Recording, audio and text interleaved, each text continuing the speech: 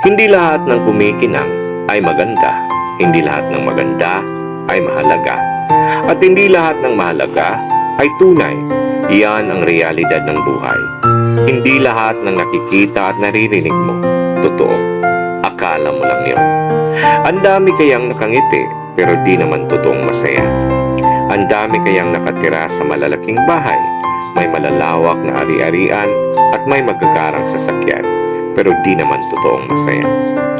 Ang dami kayang may magagandang trabaho, mga buwang pamilya, pero di naman totoong masaya. Alam mo bakit? Walang perpekto sa buhay. Pain is universal. That's the reality. Lahat tayo, mayaman man o mahirap, may kanya-kanyang pagsubok na kinakaharap.